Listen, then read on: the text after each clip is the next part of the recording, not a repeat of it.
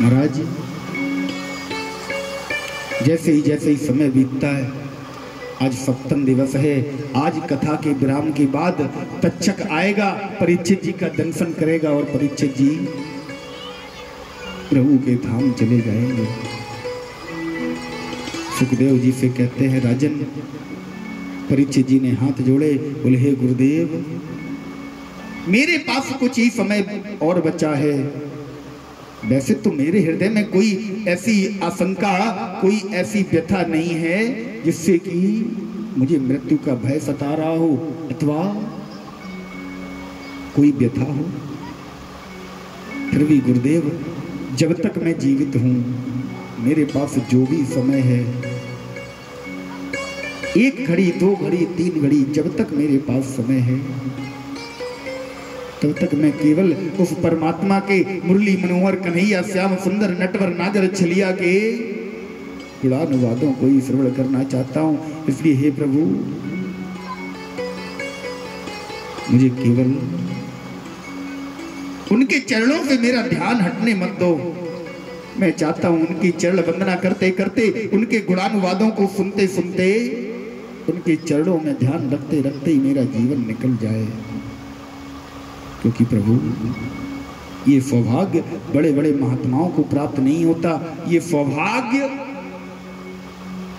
कैकेयी मैया को प्राप्त नहीं हुआ, ये सौभाग्य सुमित्रा मैया को प्राप्त नहीं हुआ, कौशल्या मैया को प्राप्त नहीं हुआ। महाराज, केवल दशरथ जी को यह सौभाग्य प्राप्त हुआ था। मृत्यु के समय दशरथ जी के मुख से राम निकला, और 1 बार नहीं 6 बार निकला। राम राम कहे, राम कहे, राम राम कहे राम। 6 बार राम नाम का शब्द, राम नाम दशरथ जी के मुख से निकला। महाराज, जटायु जी को यह सौभाग्य प्राप्त हुआ अंत समय में।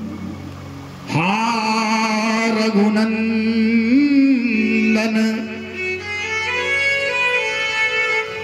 प्राण प्रीते, तुम बिन जियत बहुत दिन बीते। जटायु जी को यह सौभाग्य प्राप्त हुआ, इसलिए हे प्रभु, मैं भी वही सौभाग्य पाना चाहता हूँ। हे मेरे गुरुदेव, हे सुखदेव जी महाराज, मुझे वही सौभाग्य दे दो। सुखदेव जी कहते हैं, राजन, हमारे ठाकुर की, हमारे कन्हैया की एक बड़ी सुंदर कथा हम तुम्हें सुनाते हैं। इतनी पावन कथा है, इतनी पावन कथा है महाराज, इस कथा का ये प्रभाव है, इस कथा के श्रीमद् भागवत महापुराण से श्लोकों का पाठ यदि प्रतिदिन घर में किया जाए तो उस घर से दरिद्रता चली जाती है। इतनी पावन कथा है। बड़ा सुंदर वर्णन श्री वेद व्यास जी महाराज करते हैं। कृष्णस्यासीत सखा कश्चित्, शब्दों पर विशेष ध्यान देना महाराज, पढ़े लिखे श्रोता बैठे हैं, शब्दों पर एक एक शब्द पर ध्यान देना। कृष्णस्यासीत सखा कश्चित्, ब्राह्मणो ब्रह्मवेत्तमा,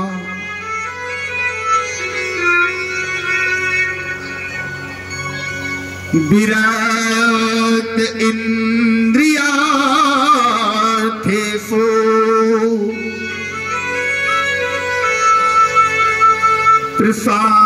प्रशांतात्मा जितेन्द्रिय, बोले महाराज कृष्णस्यासीत सखा कश्चिद। कश्चिद माने जानते हैं क्या होता है? कश्चिद माने होता है कोई। कृष्णस्यासीत सखा कश्चिद, कृष्ण का कोई सखा। आसीत माने होता है था, कश्चिद माने कोई। कृष्ण का कोई एक सखा था। अगर इसका नाम भागवत जी में सुदामा होता तो वेद व्यास जी को लिखने में कोई दिक्कत नहीं थी। और कौन सा वेद व्यास जी को अपने हाथ से लिखना पड़ा? गणेश जी लिख रहे थे, बोल देते कृष्णस्यासीत सखा सुदामा, नाम स्पष्ट कर देते ना। कश्चित क्यों लिखा? ब्राह्मणो ब्रह्मवेत्तमा। सुदामा जी का नाम श्रीमद् भागवत महापुराण में मित्र का नाम सुदामा नहीं आया, माली का नाम तो सुदामा दिया है। फिर ये सुदामा नाम आया कहां से? महाराज स्कंद पुराण से। स्कंद पुराण में सुदामा जी का विस्तृत वर्णन दिया गया है, उसमें से नाम सुदामा आया। कैसे है ये सुदामा जी? हमारे आपके दिमाग में सुदामा का नाम आते ही एक छवि घूमने लगती है, बोले गरीब, दरिद्री, भिखारी, यही छवि तो आती है। सुदामा जी का जैसे ही नाम आया बोले अरे वो भिखारी, भीख मांग के बेचारा पेट भरता था, भगवान के दरवाजे पर मांगने गया। गरीब, दरिद्र। श्रीमद् भागवत महापुराण का श्लोक कह रहा है ब्राह्मणो ब्रह्मवेत्तमा। तो सखा कैसा है? बोले ब्राह्मण है, ब्रह्मवेत्तमा, ब्रह्म को जानने वाला, ब्रह्म को पहचानने वाला है। और जो व्यक्ति ब्रह्म को जानता हो, हमने अभी ब्रह्म को जानना तो दूर की बात, हमारे गुरुदेव ब्रह्म को जानने के लिए तो बहुत दूर की बात, ब्रह्म का बा अक्षर नहीं जान पाए अभी तक। ब्रह्म है क्या? शायद आप लोगों ने कभी सुना हो यूट्यूब अथवा टीवी के माध्यम से डॉक्टर श्री श्याम सुंदर पारासर जी महाराज। महाराज आज तक ब्रह्म का बा नहीं जान पाए वो भी। और ब्राह्मण, ऐसा ब्राह्मण जो ब्रह्म को जानता हो, ऐसे हैं सुदामा जी, ब्रह्म को जानने वाले हैं। आगे श्लोक की दूसरी अर्धाली कहती है विरक्त इंद्रियार्थेषु।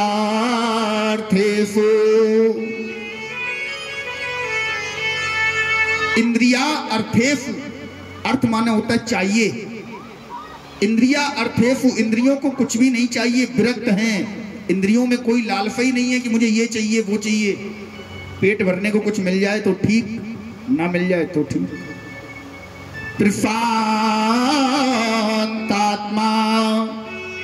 आत्मा में शांति नहीं, प्रशांति है।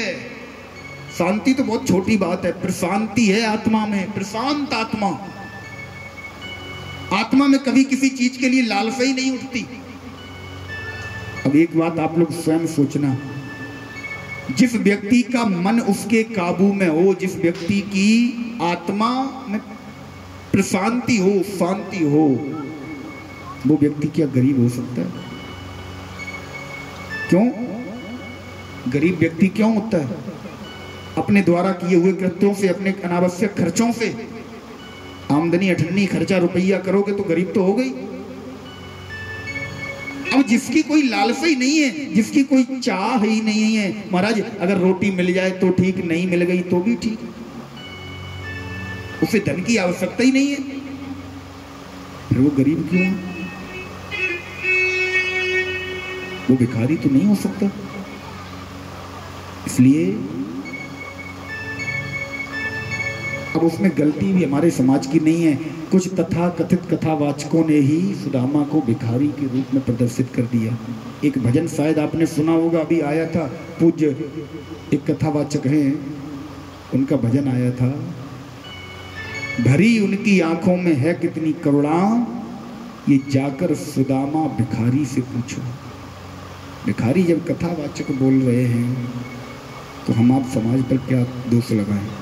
सुदामा जी कोई भिखारी नहीं है। सुदामा जी विरक्त इंद्रियार्थेषु प्रशांत आत्मा जितेंद्रिया, इंद्रियों पर विजय प्राप्त है, जितेंद्रिय हैं, प्रशांत आत्मा है। महाराज सुदामा जी जिस समय संदीपन गुरु के आश्रम में पढ़ते हैं, उसी समय सुदामा भैया के आश्रम में, संदीपन गुरुदेव के आश्रम में एक सुदामा भैया का मित्र है जो त्रिलोकी का स्वामी है। एक दिन सुदामा भैया को गुरुदेव ने खड़ा किया, बोले सुदामा मुझे एक पाठ सुनाओ। सुदामा भैया को पाठ याद नहीं था। सुदामा भैया बेचारे पाठ नहीं सुना पाए। जब कन्हैया का नंबर आया, कन्हैया जिस समय खड़ा हुआ तो महाराज चंद्रमा की संपूर्ण कलाओं को जो अपनी मुट्ठी में रखता हो मायापति, उससे इस संसार का कोई रहस्य नहीं छुपा। कन्हैया सारे पाठों को जानता था, लेकिन कन्हैया ने हृदय में विचार किया, सुदामा मेरा मित्र है, सुदामा ने पाठ नहीं सुना पाया, आज सुदामा दंड का भागीदार बनेगा, और अगर सुदामा अकेला दंड पाएगा तो ये मेरे मित्र के साथ अन्याय होगा।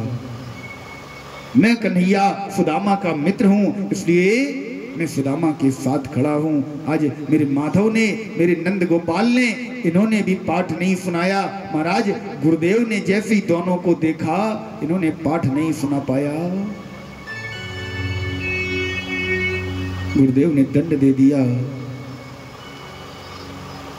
आज के सायंकाल के भोजन के लिए तुम दोनों जंगल से समिधा लेकर आओगे। समिधा अर्थात लकड़ी। दोनों भाई, दोनों मित्र आज जंगल से दंड स्वरूप समिधा लेने के लिए आश्रम से निकले। गुरु माता के पास गए। गुरु माता से कहा, माता मुझे कुल्हाड़ी और रस्सी दे दो, हमें बाहर से कुछ समिधाएं लेकर आनी है। माता ने कहा, बेटा सुबह के समय जा रहे हो, समिधाएं लाने में पूरा दिन निकल जाएगा, रात्रि हो जाएगी। ऐसा करो कुछ कलेवा लिए जाओ।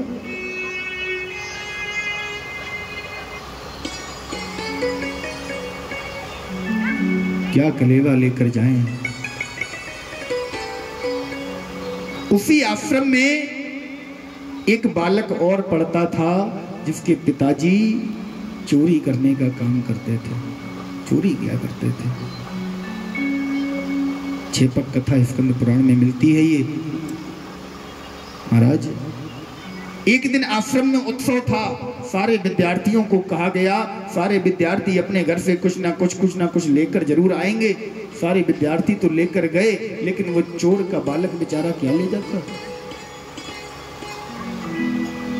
उसने अपने पिताजी से कहा, पिताजी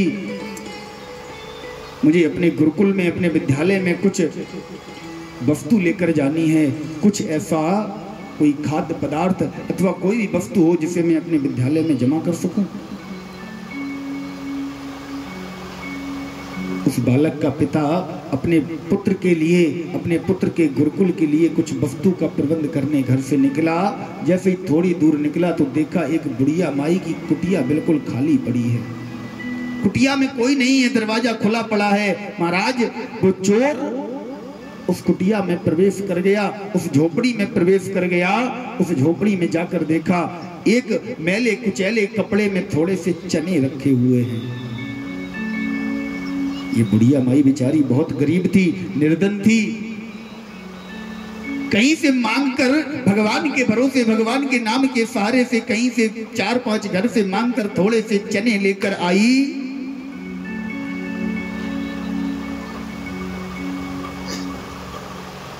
उन चनों को अपनी कुटिया में लाकर रख लिया। विचार किया, स्नान करके भगवान का भोग लगा के माधव को अपने हाथों से खिला के उसके बाद इन चनों को ग्रहण करूंगी।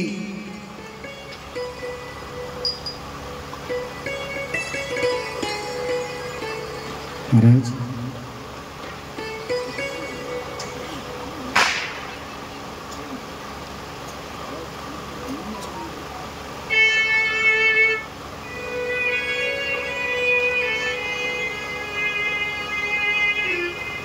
महाराज आज बुढ़िया माई उन चनों को अपनी झोपड़ी में रखकर बाहर निकलकर एक सरिता में, एक सरोवर में स्नान करने चली गई। लौटकर जैसे ही आई, ये चोर तब तक वो चने लेकर जा चुका था। लौटकर जैसे ही आई, भूख से व्याकुल है, पेट में क्षुधा की अग्नि जल रही है, चारों तरफ उन चनों को ढूंढा, कहीं चने नहीं मिले। महाराज मुख से हाय निकल गई। बड़ी मुश्किल से 4-5 घर से मांगकर मैं थोड़े से चने लेकर आई थी। हे परमात्मा, हे विधाता, मैंने तो सुना था तू किसी को खाली पेट नहीं रखता, किसी को भूखे पेट नहीं रखता, लेकिन आज तूने मेरे पास से वो चने भी छिनवा दिए। श्राप दे दिया, जो भी इन चनों को खाएगा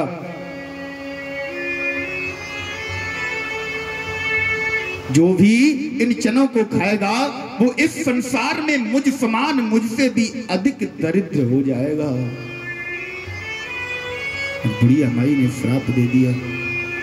उन चनों में बुढ़िया माई का श्राप लगा है, बुढ़िया माई की हाय लगी है। इसीलिए कहा भी जाता है महाराज, निर्बल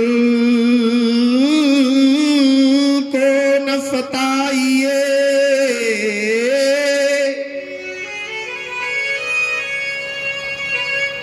जाकी मोटी हाय, मुई खाल की सांस सो, सारे भस्म हो जाए।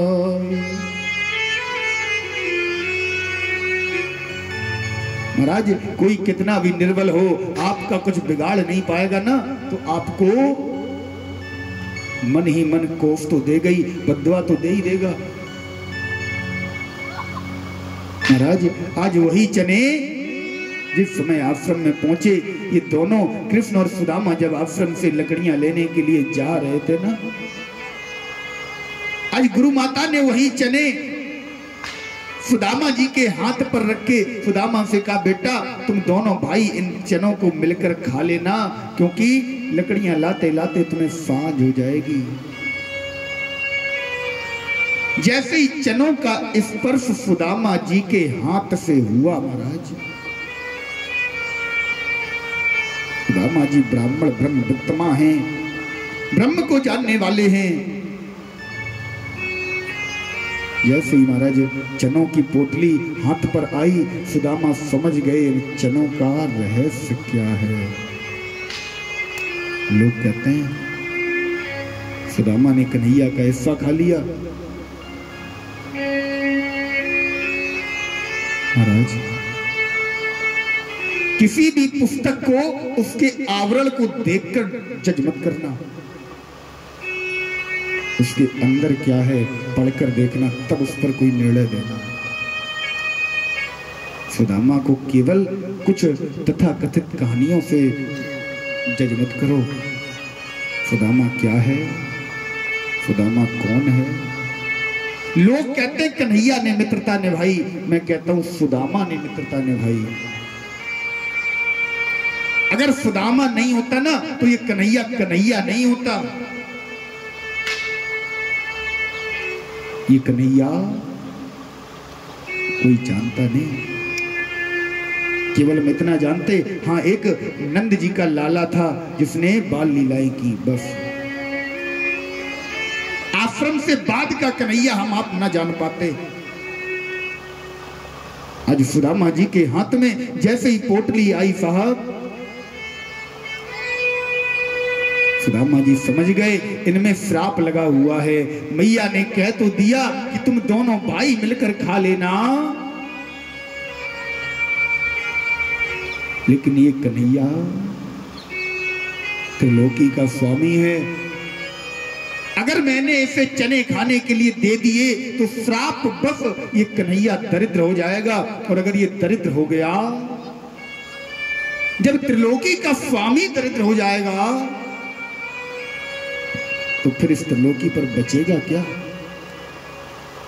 मैं अगर दरिद्र हो जाऊंगा तो मेरा तो जीवन इसके नाम के सहारे कट जाएगा, और मुझे करना ही क्या है, मैं तो वैसे ही ब्राह्मण हूं, मांग मांग कर खा लूंगा। लेकिन ये त्रिलोकी का स्वामी है, अगर ये दरिद्र हो गया ना महाराज, तो इस संसार में फिर कुछ भी बचेगा नहीं। महाराज आज सुदामा भैया कन्हैया के साथ जंगल की तरफ निकल गए, जंगल में लकड़ियां काट रहे हैं। सुदामा भैया वृक्ष के नीचे कोठर के पास बैठे हुए हैं, कन्हैया हमारा ऊपर चढ़ा है, लकड़ियां काट काट कर नीचे गिरा रहा है। सुदामा भैया नजर बचाकर चने खाते जा रहे हैं,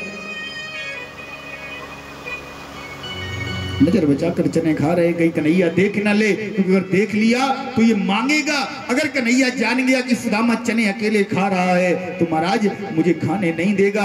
अगर कन्हैया जान गया इन चनों का रहस्य क्या है, तब भी मुझे नहीं खाने देगा, क्योंकि मैं भक्त हूं, वो भगवान है, वो स्वयं पर संकट ले लेगा, मुझे संकट में नहीं आने देगा। इसलिए कन्हैया न जान पाए, कन्हैया को पता न चले इन चनों का रहस्य क्या है। आज सुदामा भैया गुप्त तरीके से एक एक करके चना वहीं कुटक देते हैं, वहीं चुपचाप से खा रहे हैं। कन्हैया ने पूछा सुदामा ये आवाज कैसी? बोले भैया आज ठंड कछु ज्यादा है रही है, तो मेरे दांत बजे ताकि यह आवाज आ रही भैया। महाराज आज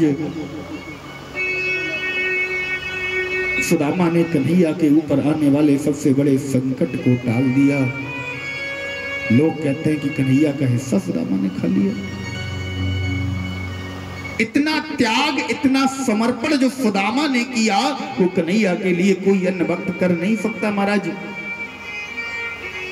अपने जीवन की परवाह नहीं की, अपना पूरा जीवन दांव पर लगा दिया।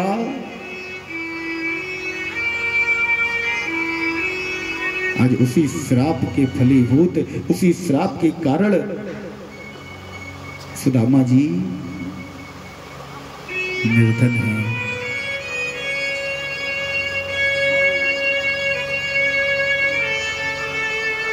तस भार्या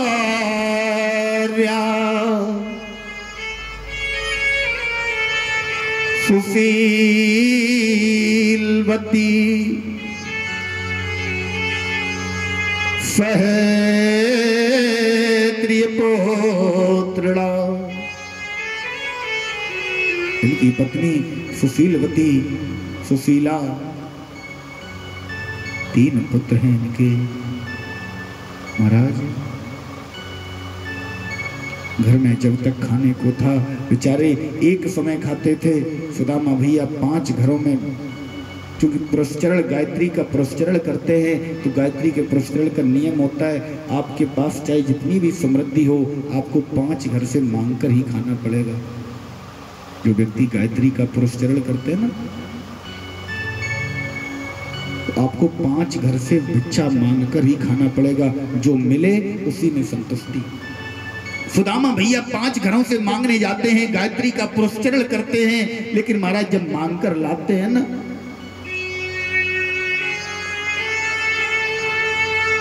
जो भी थोड़ा बहुत होता है सुशीला मैया के हाथों में रख देते हैं। बोले मैया प्रिय,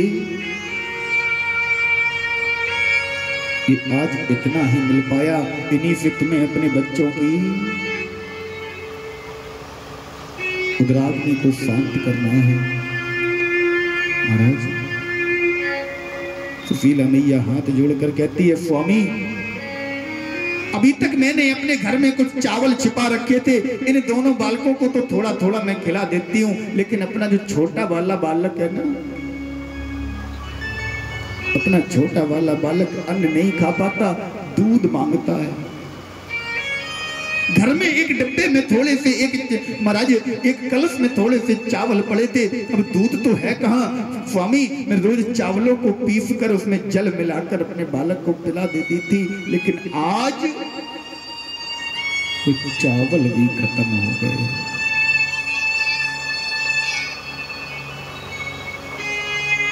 आज वो चावल भी हमारे घर में नहीं बचे जिससे कि मैं अपने बालकों को चावल का दूध बनाकर पिला देती। तो स्वामी मुझे अपनी चिंता नहीं है, मुझे भूख लगती है, मैं जल पीकर अपने पेट की आग को शांत कर लेती हूँ। जब दर्द होता है, पीड़ा होती है तो कपड़ा बांध लेती हूँ, लेकिन मुझे अपनी बिल्कुल भी चिंता नहीं है। मुझे केवल अपने 2 बालकों की चिंता है। उसे भी महाराज जैसे तैसे चावल पिलाकर उसे भी शांत किए रहती हूँ। ये 2 बालक बेचारे का क्या करें, कहाँ जाएं?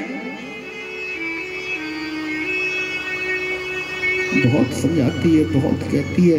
एक दिन एक मित्र सुदामा भैया को ले जाता है एक राज दरबार में, बोले तुम इन दरबार में राजा के कुछ गुणों का गान करोगे ना तो तुम्हें कुछ धन मिलेगा। लेकिन सुदामा भैया महाराज उस कन्हैया के अलावा किसी के गुणों का गान नहीं करना चाहते। सुदामा भैया के लिए तो एक ही राजा है, कन्हैया द्वारकाधीश महाराज। सुदामा भैया की पत्नी सुशीला बार बार कहती है, ये स्वामी अपने इन पुत्रों की हालत देखो। मुझे मेरे लिए, मैं आपसे नहीं कह रही हूँ, आपके ये जो पुत्र है ना, एक दिन वो आएगा और वो समय अब दूर नहीं है जिस दिन आप अपने हाथों से अपने पुत्रों का अंतिम संस्कार करोगे, क्योंकि अधिक दिनों तक आपके ये पुत्र पेट की आग को सहन नहीं कर पाएंगे, बहुत जल्दी ही शरीर त्याग देंगे। हे स्वामी कुछ तो उपाय निकालो।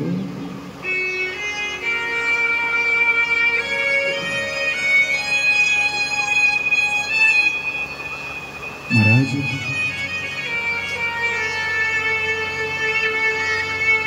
अभी तक सुशीला मैया को याद नहीं है कि जिनका नाम दिन रात सुदामा भैया जपते हैं वो है कौन। परिचित हैं लेकिन सुदामा भैया से कहा नहीं कि सुदामा स्वामी तुम कन्हैया के दरवाजे पर चले जाओ, उससे कुछ मांग लो। एक भी बार नहीं कहा। इतनी दयनीय अवस्था है, इतनी दयनीय अवस्था है। इसको उपाय करने को कहती है। महाराज सुदामा भैया 5 घरों में मांगने जाते हैं, लेकिन इतना नहीं मिलता कि एक भी बालक भरपेट एक भी समय भोजन कर पाए।